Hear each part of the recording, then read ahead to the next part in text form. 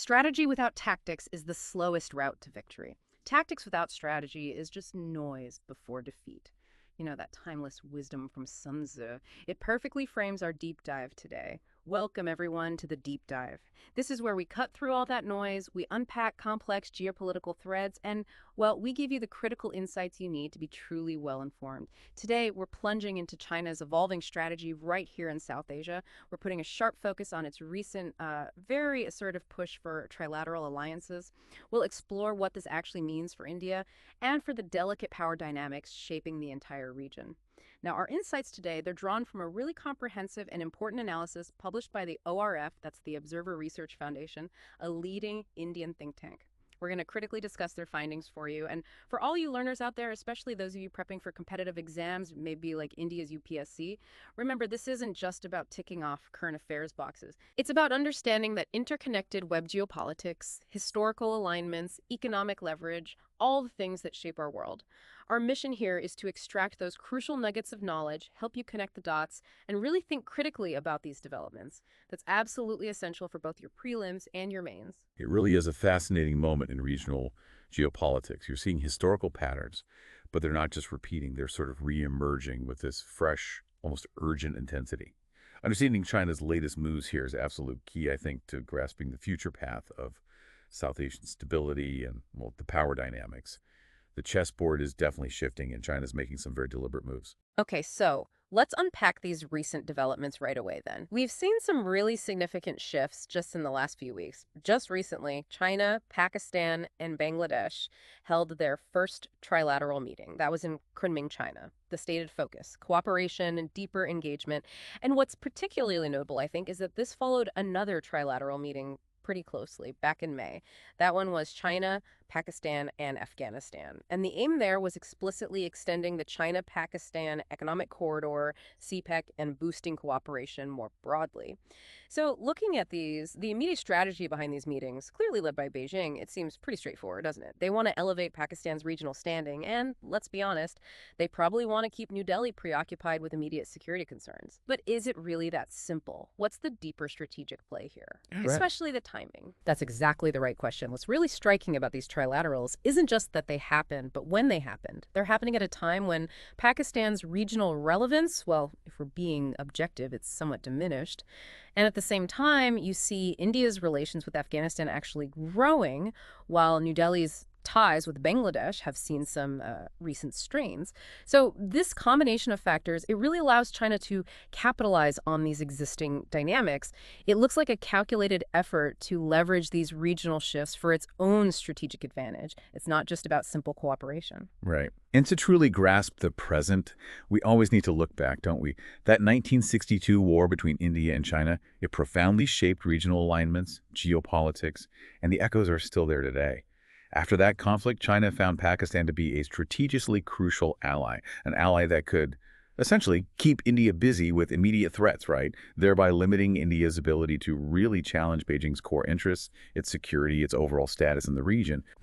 And from Pakistan's point of view, the calculation was just as clear. They saw China as this reliable partner, one that would offer almost unquestioning economic and military help to support its aggression against India.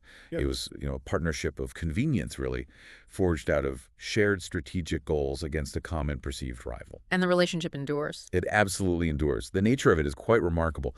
Pakistan's dependence on China is still immense. Think about this.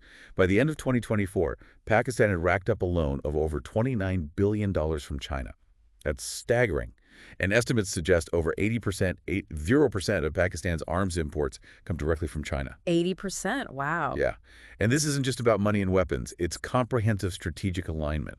Plus, China has consistently used its diplomatic muscle, its leverage, to shield Pakistan-backed terrorists at the UN Security Council, other multilateral forums, providing crucial political cover. It just shows how deep and multifaceted that bond really is. To really understand the depth of this ironclad friendship, as they call it, let's look at a very recent, very telling example, Operation Sindoor. This camaraderie was really visible during India's Operation Sindoor in May 2025. Now, this was India's direct retaliation for a Pakistan-sponsored attack in Pahalgam just the month before, in April 2025. China's response, they quickly called India's retaliation regrettable. They urged a political solution, urged dialogue. essentially backing Pakistan's position, which is to initiate an investigation into the Pahalgam attack first. Exactly. And you saw concrete evidence of this partnership on the ground during that escalation, too. Pakistan deployed all sorts of Chinese-made equipment, advanced surveillance radars, drones, missiles, guidance systems, even fighter jets. It was a showcase of Chinese military tech. And right after Operation Sindoor, Pakistan's foreign minister flew to meet his Chinese counterpart. What did they do? They reaffirmed their ironclad friendship. It seems highly likely, actually, that the trilateral meeting with Afghanistan and perhaps others emerged directly from that very meeting. Right. But this period also shows something else, doesn't it? A more confident India. Oh, unequivocally. This period has showcased a more confident, more assertive India. The retaliatory actions against Pakistan-sponsored terror Uri in 2016, Pulwama in 2019, and now Pahalgam, they demonstrate a clear shift in India's doctrine. India is sending an unmistakable message. It will no longer tolerate Pakistan's, let's call it what it is, nuclear blackmail. And it's not just military responses? No, not at all. Beyond the military side, India has also very effectively used its diplomatic influence and its growing economic power to try and isolate Pakistan. We've seen significant measures: the suspension of the Indus Waters Treaty, that critical water sharing agreement, halting bilateral trade, restricting port access, even targeted strikes on military installations. These actions have demonstrably hurt the Pakistan military's operational capacity and, perhaps just as importantly, its confidence. It highlights Rawalpindi's limitations on the global stage. That certainly paints a picture of a confident India. But as India shows this new assertiveness, particularly maybe towards China as well, it makes you wonder, is Beijing dusting off an old playbook? Because this idea, this China-Pakistan +1 strategy against India, it's not new at all, is it? It's actually a historical pattern. You're absolutely right. It's not new. Way back in 1965, Pakistan was already exploring the idea of using East Pakistan, along with China and Nepal, to try and cut off India from its strategic Siliguri corridor. The chicken's neck. Exactly, the chicken's neck, that narrow strip connecting India's northeast to the rest of the country. So the concept has been around. So what does this mean for today, then? It really feels like this idea, using other South Asian countries as a +1 against India, has distinctly resurfaced now, especially as both China and Pakistan are facing a more confident, more assertive India. The strategic landscape has definitely changed. It really has. And India's firm responses, militarily and diplomatically, to China's own border intrusions, think Doklam, think Galwan, they seem to have visibly taken Beijing by surprise. So the critical question now becomes, how does India effectively counter this evolving sort of multi-pronged strategy from the China-Pakistan axis? What's the counter? Well, Delhi has been actively stepping up cooperation with like-minded countries, building stronger alliances precisely to limit Chinese aggressions, both in the region and, well, beyond. It's about building a collective counterweight, balancing power. Okay, but despite all of China's efforts, it's interesting, isn't it? India's own pragmatic engagement and just the complex domestic politics within the region.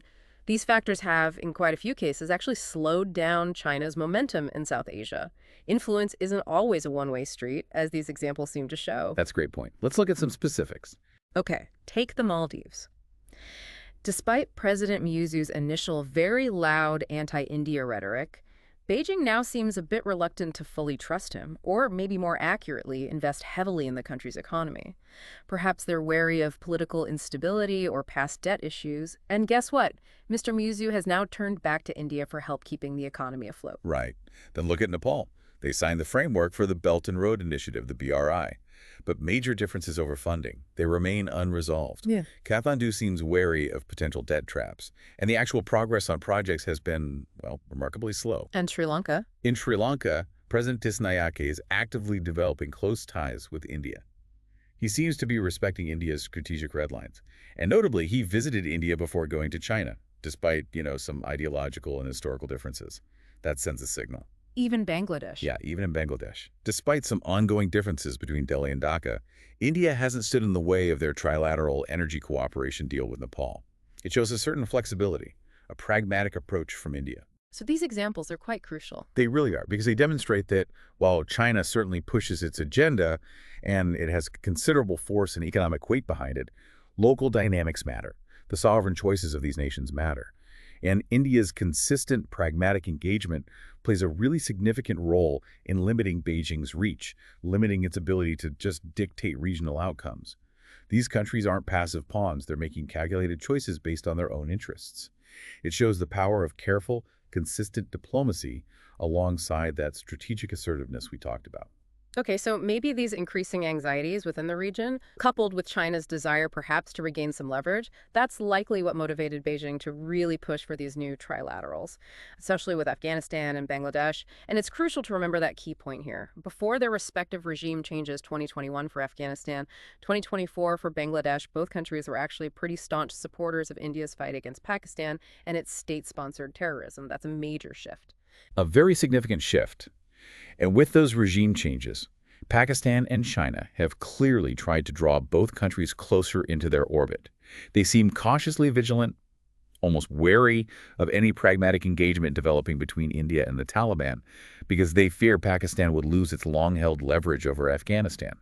And at the same time, Pakistan has significantly ramped up its security, economic, and political engagements with the new government in Bangladesh. This strategic shift is clearly designed to reconfigure regional alliances and create new pressure points for India. And the potential challenges. Well, historically, both Bangladesh and Afghanistan have had, complex but often close ties with Pakistan. And regrettably, both can also provide fertile ground for cross-border terrorism. So Pakistan's influence, now significantly boosted by China and its economic clout, could genuinely create new terror and security-related challenges for India. This whole strategy, it seems, designed to achieve several things at once.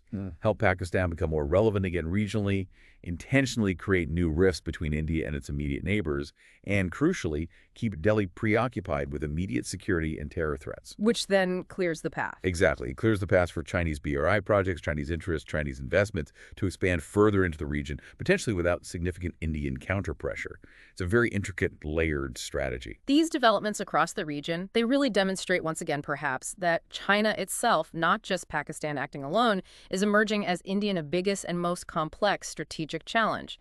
With both Pakistan and China now facing a more confident India, China clearly sees an opportunity here, an opportunity to challenge India through this evolving trilateral nexus. It's multifaceted, it's determined. Absolutely. And at a time when India is actively seeking support for its South Asian neighbors to fight terrorism, these renewed Chinese efforts, using Pakistan as leverage, will undoubtedly create new setbacks for India's counterterrorism goals. South Asian countries will increasingly find themselves in this precarious position, trying to navigate a delicate balance between India and China, as Beijing very cleverly uses Islamabad to inject new complexities into the region. So the bottom line for Delhi. Well, the critical question for Delhi is, what's the strategic imperative moving forward? On its part, Delhi will just have to continue to clearly express its red lines. It has to consistently convey the message that any misadventures by its neighbors, supported or otherwise, could carry severe economic, military, and political costs. The stakes are incredibly high, and clarity on those red lines and the will to enforce them is absolutely paramount. So as we wrap up, what stands out to you about this complex geopolitical dance we've just explored, this deep dive into China's trilateral strategy in South Asia, really shows us, doesn't it, that understanding current events requires looking at history, economics, and those constantly shifting alliances. It's never just one thing, is it? It's always this fascinating interplay of forces. Absolutely. And for you UPSC aspirants, and really for anyone out there looking to be genuinely informed, grasping these dynamics is essential. It's fundamental for a holistic understanding of international relations and critical security issues today. It gives you that framework you need for critical thinking about our evolving world. We really hope this deep dive has given you some valuable aha moments, maybe a shortcut to being well-informed on what is clearly a critical and evolving topic. If you found this discussion insightful, please do us a quick favor. Like this deep dive, subscribe for more expert analyses like this one, and definitely leave your comments or questions below. If you have further queries, let us know. We genuinely love hearing from you.